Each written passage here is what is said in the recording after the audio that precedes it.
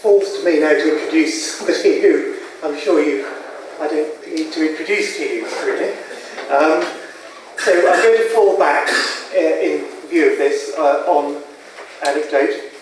And I think I've known Richard Reed since the late 1980s, yeah, when at the door of an office I occupied in an institution I was then teaching at in the English Midlands, I have to say, svelte outline appeared one day, and a figure, I think with red hair as well, is that right?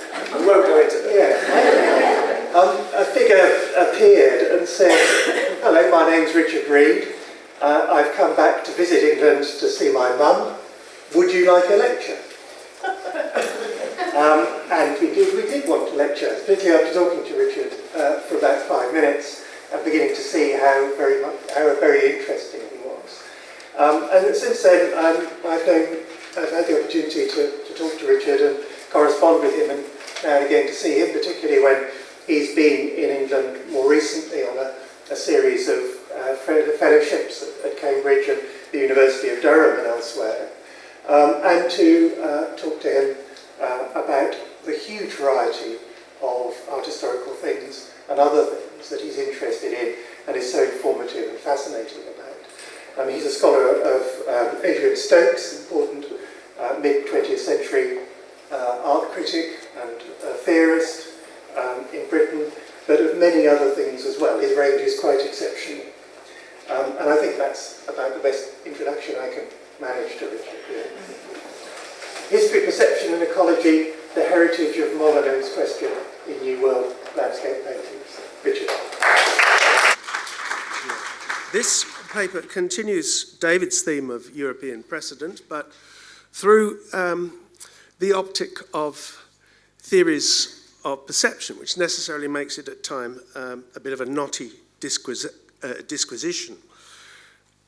It locates some broad antecedents of American landscape aesthetics in the opposition between empiricist and idealist theories of perception, considered as formative discourses for the colonial project and its ecological impact. First empiricism, then idealism. I begin with an episode of microhistory in British Romantic art criticism that illuminates larger trends.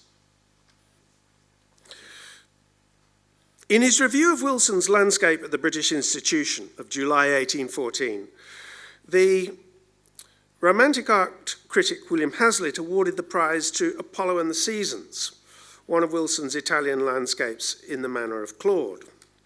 The fine grey tone and varying outline of the hills, the graceful form of the retiring lake, broken still more by the hazy shadows of the objects that repose on its bosom, the light trees that expand their branches in the air, and the dark stone figure and mouldering temple that contrast strongly with the broad clear light of the rising day, give a charm, a truth, a force, and harmony to this landscape, which produce the greater pleasure the longer it is dwelt on. And I'm going to leave that sentence in block letters. The syntax reenacts the progress of the eye over variegated bands of scenery to the bright horizon, where it rebounds upon tonal contrast back to the foreground. Before moving on to the next painting, the description ends with a striking analogy separated by a dash. The distribution of light and shade resembles the effect of light on a globe. This seems to bear no relation to the preceding evocation, but enacts an inner principle of visual perception, left unspecified here in a mere newspaper review, but fully developed in his lecture series on British philosophy 2 years earlier. There, the figure of the globe appears in a passage quoted from Locke's discussion of Molyneux's question in an essay concerning human understanding, where perception is likened to painting. Locke's friend, the scientist William Molyneux, had posed the question of whether a blind man, newly restored to sight, would be able to distinguish between a sphere and a cube without resorting to touch, the only faculty through which he could have prior knowledge of their different solid shapes. Locke agrees with Molyneux that the newly sighted blind man would be unable to tell a sphere apart from a cube without the aid of touch. For otherwise there would be assumed to exist an innate correspondence between the separate ideas of sight and touch, to which, as an empirical philosopher implacably opposed to the rationalist tradition of innate ideas in Descartes, Spinoza, and Leibniz, Locke could not assent. The passage Hazlitt quotes from Locke connects globe, retina, and painting. When we set before our eyes a round globe of any uniform colour, it is certain that the idea thereby imprinted in our mind is of a flat circle, variously shadowed with several degrees of light and brightness coming to our eyes. But we having by use been accustomed to perceive what alterations are made in the reflections of lights by the difference of the sensible figures of the bodies, the judgment presently, by an habitual custom, alters the appearances into their causes, so that it frames to itself the perception of a convex figure and an uniform colour, when the idea we receive from thence is only a plane variously coloured, as is evident in painting. Locke means that if we did not bring our habitual memory of touching a globe to our visual image of it on our retinas, we would see it only as a flat circle instead of a solid sphere. If we take Hazlitt's passing reference to the globe as an allusion to this controversy, a tight fit emerges with the preceding description. Hazlitt interacted with the pictorial space of Apollo and the seasons through intense images of synesthesia that he elsewhere called gusto, quote, where the impression made on one sense excites by affinity those of another, unquote. There is gusto in the recession of the lake in his description, the expansion of the boughs, the mouldering of the temple, and all the cool freshness of a misty spring morning. In the light of Locke's passage, we understand that the purpose of Hazlitt's synesthesia is to reenact the habitual associations of flat retinal images with memories of touch, taste, smell, and movement, in order that an illusion of spatial reality could be experienced by a reader for whom the picture is absent, in the same way that a morning in ancient Greece is absent and a globe is absent to a man who has never touched one.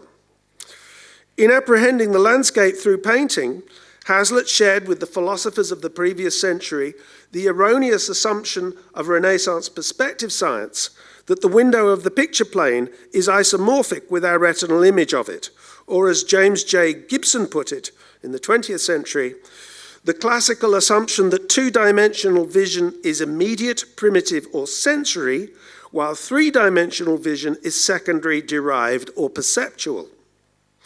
Without the synesthetic impressions made on one sense by another, Hazlitt would not have felt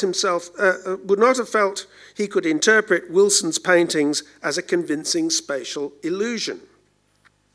Thus, when it came to Wilson's treatment of comparatively novel subjects, such as Cumberland or Westmoreland on the alternative grand tour of Britain, he says, however stupendous the scenery of that country is, and however powerful and lasting the impression it must always make on the imagination, yet the effect is not produced merely through the eye of the spectator, it arises chiefly from collateral and associated feelings.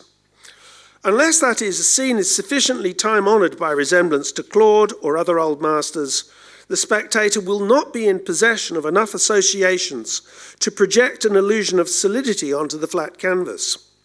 In such a picture, a mountain shrinks to a molehill, and the lake that expands its broad bosom to the sky seems hardly big enough to launch a fleet of cockleshells.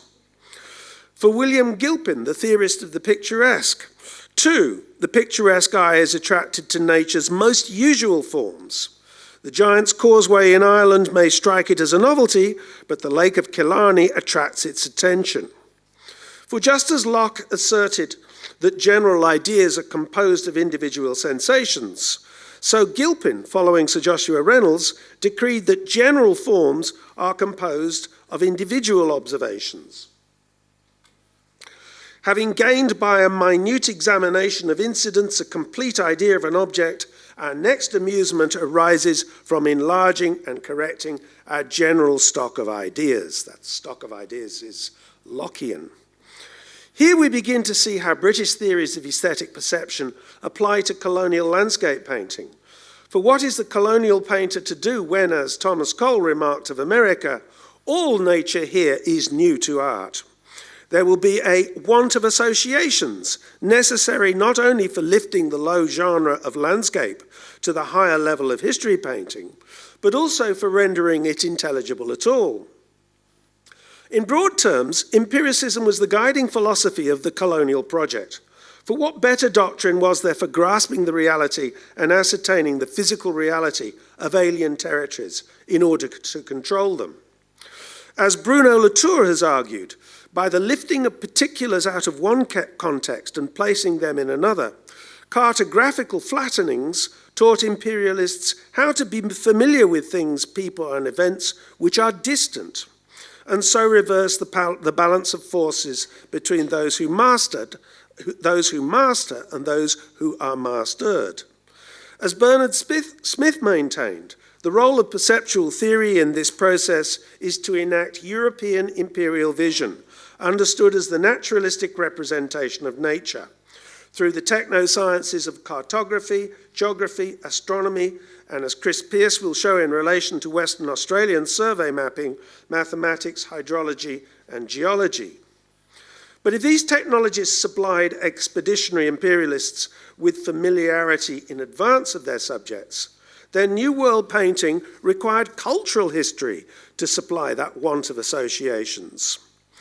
When European precedents failed, the dominant narrative of American landscape inevitably became the ecological interaction and collision of wilderness and settlement.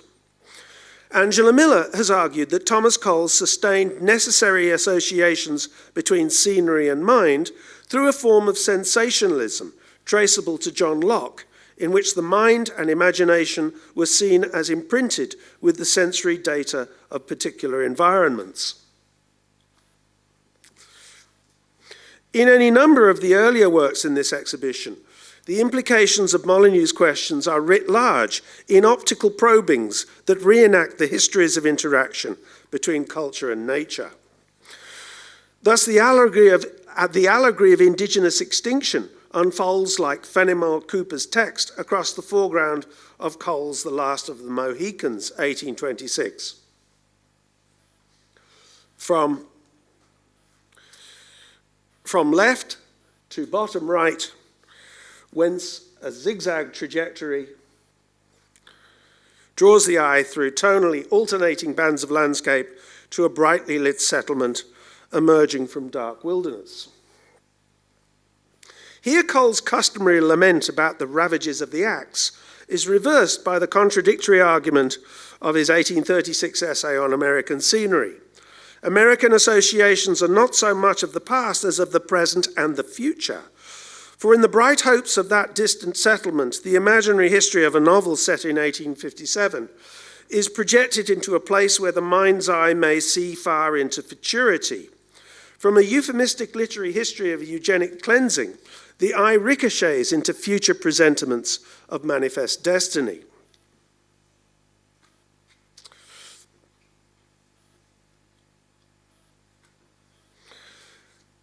Heseltine's coastal scene at Nahant of 1864 excludes all human history, except for the contemporary scene of distant fishermen enjoying an exclusive holiday resort. But the aspiration to historical status is achieved instead by representing the deep time of geological history against the momentary background of crashing waves and scudding sailboats. How could landscape paintings compete with the challenge of geological charts that were beginning to depict the causal structure of forces shaping land beneath their visible surfaces? This is still squashed, I'm afraid. Hazeltine engages this interest not only by capturing the tactile slant of flat-topped igneous rock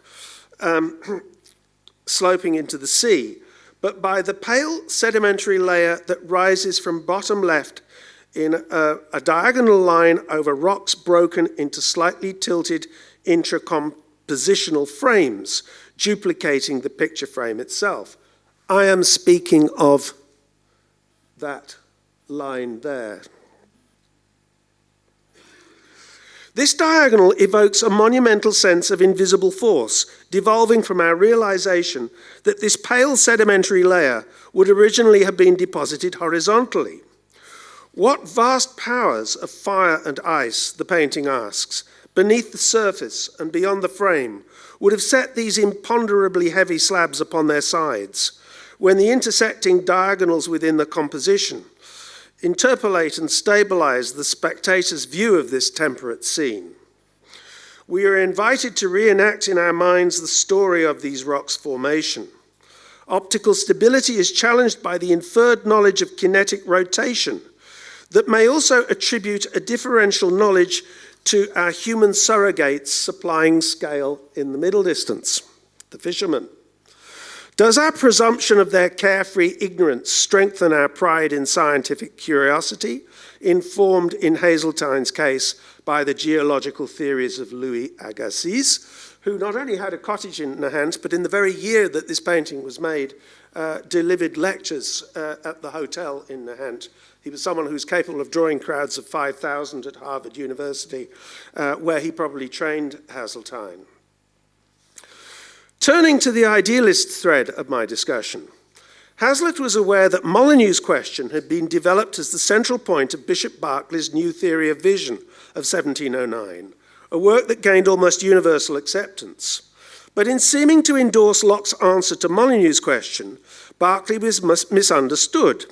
For the new theory of vision was the prolegomena to his Principles of Human Knowledge, published a year later, in which he refuted the whole existence of a material universe. By pursuing empirical ideas of visual association to the point of collapse in the new theory, Berkeley was preparing an account of consciousness supplied by God instead of by an external world. Whereas Locke intends to disprove the existence of innate sensations, Berkeley's concern is to deny that there can be a single or unitary object of sensation. He trenchantly maintained, therefore, that ideas of sight and touch, though habitually associated, have nothing in common either with each other or with a corporeal world. In truth and strictness of speech, he writes, I neither see distance itself, nor anything that I take to be at a distance. Well, the commonsensical Hazlitt was not convinced by Berkeley's position. But where the Kuyp at Dulwich College Art Gallery was concerned, he was speculative enough to entertain the value of Berkeley's theory as a stimulus to aesthetic imagination. A fine gallery of pictures is a sort of illustration of Berkeley's theory of mind and spirit, he wrote. It is like a palace of thought, another universe, built of air, of shadows, of colours. Everything seems palpable to feeling as to sight. Substance is turned to shadows by the painter's arch chemical touch. Shadows harden into substances.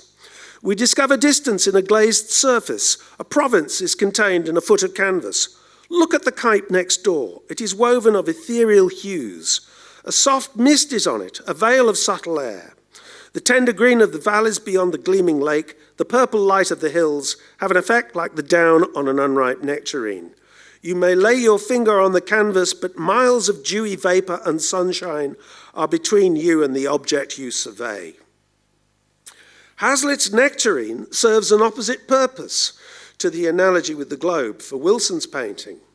There the analogy established an illusion of reality. Here it evokes the reality of an illusion. Keeping the evidence of the senses apart from each other, Berkeley's theory supplied Hazlitt with a rationale for a world of art as an enchanting deception. American idealism is more often associated with Coleridge, Carlyle, Fichte, Kant, and Swedenborg than it is with Berkeley. But together with Hegel and the Vedanti school of Indian philosophy, Bishop Berkeley was the greatest of the young Emerson's philosophical heroes. Ralph Waldo Emerson's influential essay on nature of 1836 made the choice between Locke and Berkeley's denial of the existence of the material world a matter of indifference, which really meant that Berkeley had won for Emerson. In my utter impotence to test the authenticity of the report of my senses, to know whether the impressions they make on me correspond with outlying objects, What difference does it make whether Orion, the star, is up there in heaven, or some god paints the image in the firmament of the soul? The persistence of Molyneux's question is unmistakable at the conclusion. The kingdom of man over nature, which cometh not with observation, he shall enter without more wonder than the blind man feels who is gradually restored to sight. Emerson scorned the empirical task of spatializing retinal images through the painstaking application of tactile memories, painfully accumulated atom after atom, act after act, in an aged, creeping past. The resonance here is Macbeth's petty pace from day to day. Instead, he sought instant gratification from one vast picture, which God paints on the instant eternity for the contemplation of the soul. As a fierce intervention in Unitarian theological politics, Emerson's essay was apostasy. Unitarians were grounded in the philosophy of John Locke, and they relied on the five senses. They interpreted Jesus' miracles as sensory, empiricist evidence that his words were revelations from God. As a result, they found the intuitive processes Emerson suggested wholly inadequate for establishing reliable knowledge. That comes from Nancy Stuhler. For Emerson, rather, God was man. Soul and nature were in constant flux, spiritually enlarging or diminishing each other without retinal mediation. Their fusion culminates in a celebrated moment of transcendence, captured in a semi-serious cartoon by Emerson's follower, the artist Christopher Pearse Crench. Standing on bare ground, my head bathed by the Blythe air and uplifted into infinite space, all mean egotism vanishes. I become a transparent eyeball. I am nothing. I see all. The currents of the universal being circulate through me. I am part or particle of God. This Berkeleyan fantasy persists to the present in Wally Pfister's Transcendence, 2014, a mediocre but learned movie in which the pincers of an as yet unimagined technology slide into the cranium of a blind man to restore his vision, but also unwittingly to subordinate his willpower to the dictates of the global corporation.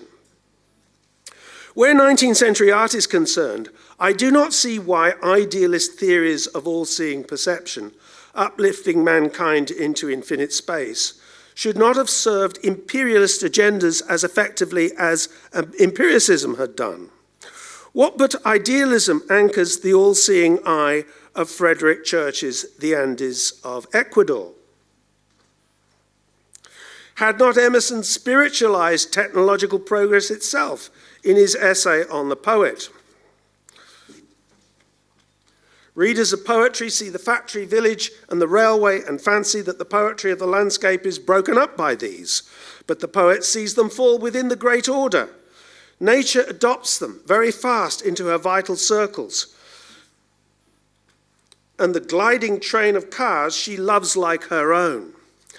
That gliding entails spiritual optics.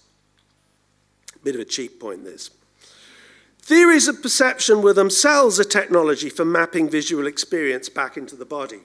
But this need not obliterate spiritual mystery, for it was often necessary, as Kant said, to deny knowledge in order to make room for faith.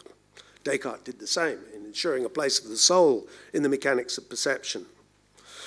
Leaving aside the technological sublime, it is another tack I want to take on Berkeleyan perception by seeing it applied to quieter and smaller landscapes like these in our show from the 1850s onwards.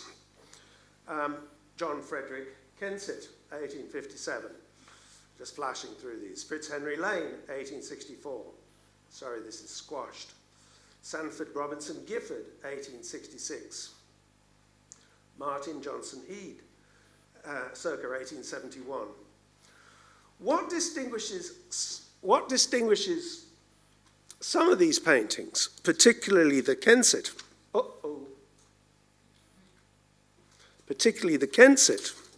from those we examined earlier, is not only their modest scale and choice of civilized scenery remote from nationalist struggles with wilderness, but their horizontal bands of landscape resolving themselves into spatial amplitude without the overt thrusts and balances of conventional compositions.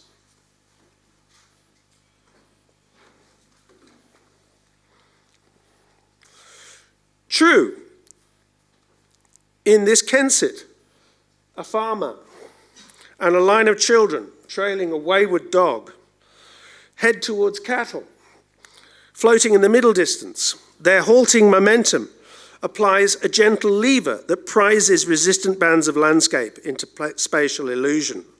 But the details that compose this vector are engulfed by overall atmospheric effects, uncoerced by the clouds cropped on either side by the frame, which act more as invitations for the gaze to drift outside the frame than as repoussoirs driving it inwards. A few years ago, it would have been safe to identify these rather diverse artists as Emerson's visual beneficiaries, situated under the retrospective banner of Luminism. But in a searing indictment of the nationalist agendas and questionable financial motives of the art historians who invented the term Luminism in the 1960s, J. Gary Sweeney observes that scholars today might argue that the meaning of such art has little provable connection with the pseudo-dialectics of Emerson. But in a historicizing reaction to this skepticism, Louis Menand has recently restored a nuanced spiritual interpretation to those luminist artists, Kensit, Sudam, Lane, and Whitridge, in work that was local to the Newport coast on Rhode Island. Abstraction, intensification, simplification, endless sweep of luminous space, objects perceived collectively in the field of vision rather than intangible relation, attention to colour, shape, and balance in landscapes that are stripped to their basic elements and given horizontal amplitude,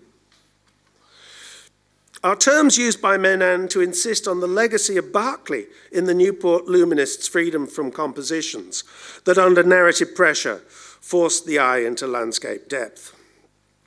Menand argues that Berkeley's theory of vision remained a living force in the work of luminist painters in the Newport area because that place was itself a philosophical landscape where Berkeley had lived and lastingly influenced successive generations of the highly intellectual community that dwelt there, particularly on holidays. In the Book of Artists of 1867, Henry Tuckerman familiarly referred to Hanging Rocks as good Bishop Berkeley's old Rhode Island domain. This is his, those rocks. This is his farm by Worthington Whitridge, whose writings gave the other artists the practical link to Berkeley's theories.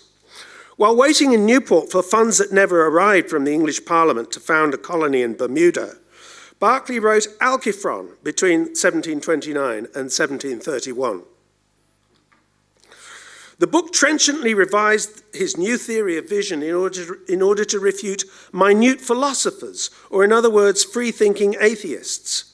Menand keeps his distance from Alciphron's text, but I conjecture that the kind of passages that might have appealed to artists a century later, more than a century later, were like this one.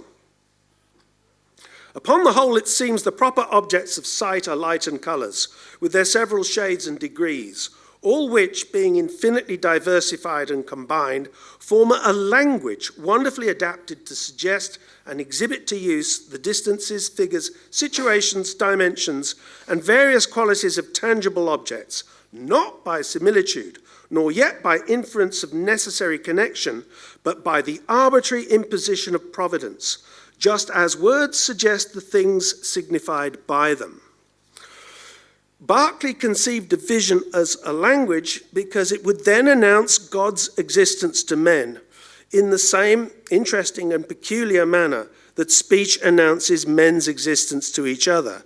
That is by customary unnatural signs that bear no more organic relation to material nature than the letters C-A-T do to the cuddly pet. That would be consistent with the way that the slightly simplified symmetries of luminous paintings lift away from the granular obduracy of nature. But even if Berkeley did inspire such effects, his theories did not reach through time to these artists like a hand, but were reached back for by contemporary needs. These needs were satisfied by a philosophical rationale that allowed the painters of the 10th Street studio to return from Newport with works that satisfied the aestheticizing tendencies of newly stabilized New York elites, who were eager to differentiate themselves from lower orders by their refined collecting tastes, as Alan Wallach has argued. Paintings that elicit meditative calm by the arbitrary imposition of providence constitute, therefore, a kind of bourgeois dream work, abstracted from ecological realities and nationalist histories.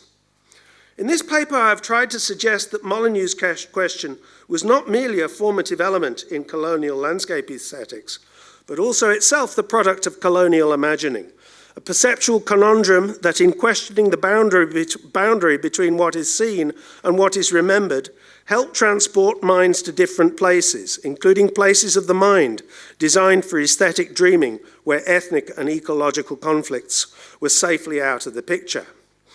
But what about the Australian side of the story? Sorry, there wasn't time. Thank you.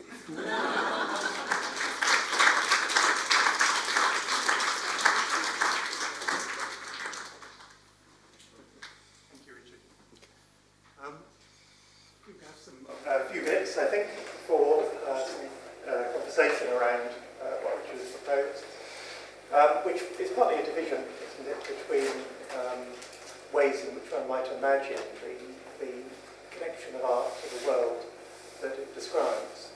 So on the one hand, it can be a technology, because it makes a reality claim.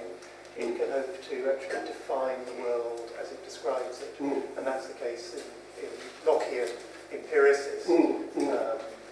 Attempts to describe new landscapes, for instance. That would be your argument. And on the other hand, there is a stream of thought that might flow from Berkeley, which is conducive not to the connection of the painting to the world, but the connection to an inward state of a series of perceptions that in some sense is distinct from exception from the world that it describes. Yes, in M.H. Abrams' terms, you'd see it as this transition from the mirror to the lamp. But thank you for that paraphrase. I'm trying to say it myself. And then you end by using that Berkeleyan strand of possibility to, in a sense, propose a critique of such work, because it allows us to put aside ethnic, ecological, the consequences that one might wish to register of, for instance, real colonialism. Yes. So that's the argument. Okay. So is there any questions? Yes, Ken? Can you give us a taste of the Australian side of the story? In a question. I thought you'd never ask. Buvala and Marcus Clarke's famous eerie, uncanny review. The first sentence shows that the question of history was just as important in Australia as in America. This young land relaxes yet sufficient history of its own to show by its example teachings the littleness of man's ambitions. And rather than roar through that, he has this extraordinary and probably quite inaccurate, as far as Buvala's intentions were concerned, interpretation of these trees flanking the pool in a farm and settlement. Seeing them not in terms of settlement, but as restoring in his imagination the wilderness which once existed there. So he carves away the imagination and then allows us to ponder through the continuity of these trees which were once touched by Aboriginal hands, the idea of sort of wisps of history, inarticulate mutterings of history, from something which is still imperial but not European, glories of that barbaric empire. And he sees this as the Australian uncanny, as a way of getting through, of sending a pass through that is not our own. And that is certainly an advance on people like William Wools, who simply denied the question of European precedent in Australian art and claimed that the pastoral landscapes, the sheep, the figs, the wine, were simply more Arcadian than Arcadia. Whereas at least Bouvelot is seeing what the problem is, and he's seeing it in strictly empirical terms, despite the poetry and the imagination that he's looking for. He's trying to bridge the gap between European experience and imaginary so-called barbarian experience. But as for idealism, it's a work in progress, but I don't think it arrived in Australia until the universities were formed in the late 19th century. But there might be extremely erudite novelists and all sorts of other intellectuals who were responding to Berkeley and Kant and Hegel as vigorously as anyone in America. I don't know, perhaps someone here does.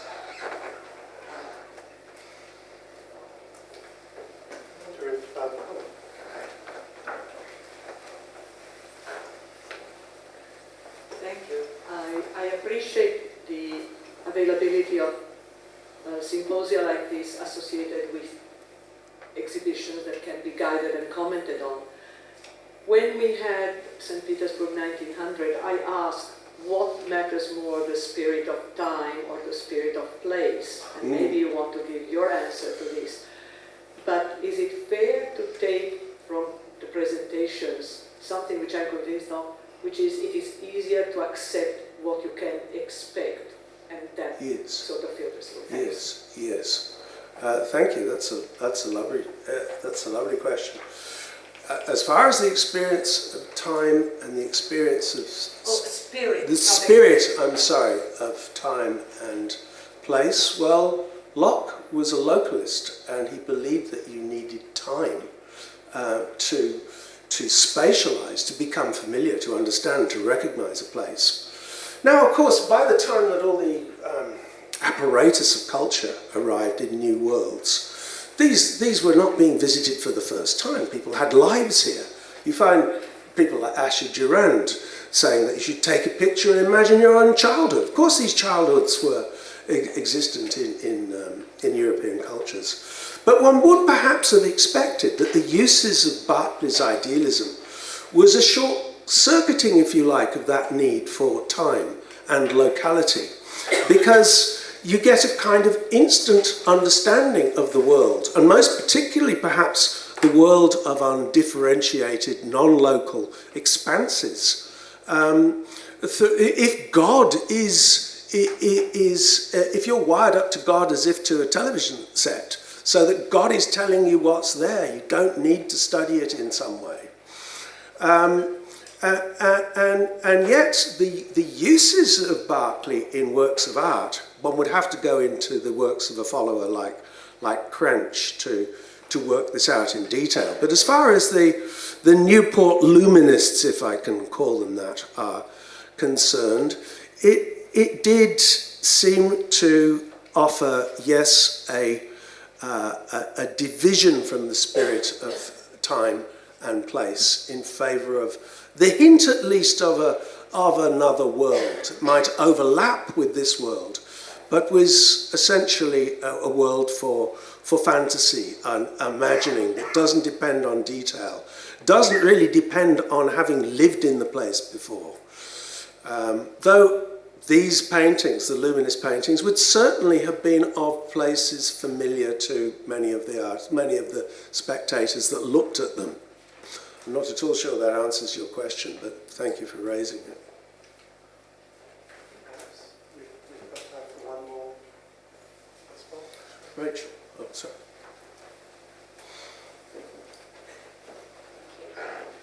That was really terrific, and I want to ask you a question about your initial example, the Hazlitt quote about light on a globe. Yes. Because that seems to me, the idea of the effect of light on a globe seems so particularly loaded in the context of a conversation about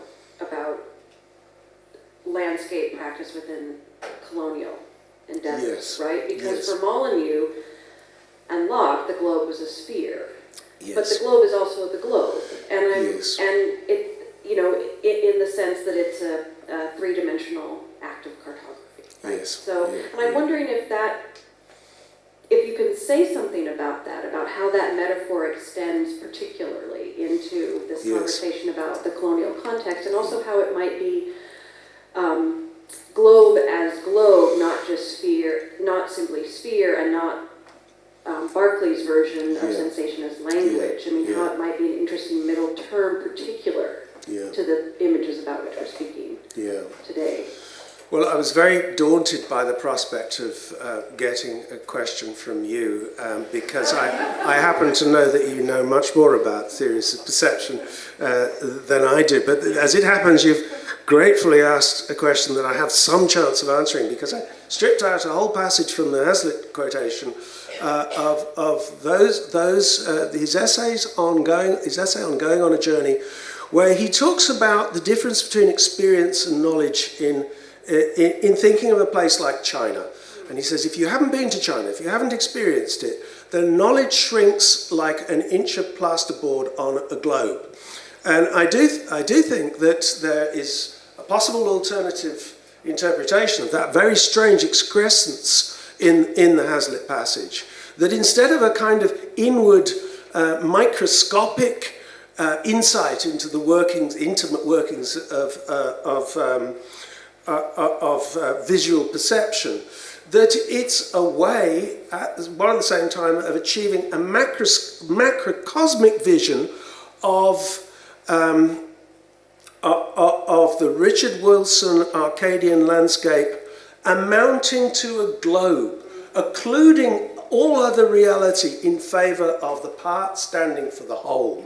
And that seems to me to rhyme not only with things like Gainsborough's Cornard Wood, which is a wood, but it also stands for England, with a corridor going up north somehow and encapsulating the rest of the country. But also, is it Bierstadt's, excuse my shakiness here, is it Bierstadt's portrait of New England, where it is a composite, is it Bierstadt or Cole's portrait of New England as the centre of America itself, where again the part stands for the whole. Now, in a sense, that is an anti-empirical gesture, because the part standing for the whole is a little closer to something like Sir Joshua Reynolds' general forms and building up generalities from particulars. And it was very interesting to hear that criticism in your paper, David Hansen, of someone criticising the foliage in the foreground as being too particular. That must be someone who's attached to Reynoldsian ideas of general forms from which Glover is departing too sharply. But I do think that neoclassical idea of the part standing for the whole still dwells in Hazlitt's image, which is with the globe as a representation of the world. And one knows that also because he does it elsewhere. He does it in his response to Poussin's Blind Orion, where the whole machinery of association is reworked again. But I'd love to know what other references to the globe exist in American and Australian traditions. That's a conversation that we can continue to have, but I think we must break tea, which is outside. Thank you very much, Richard, and thank you, Dave.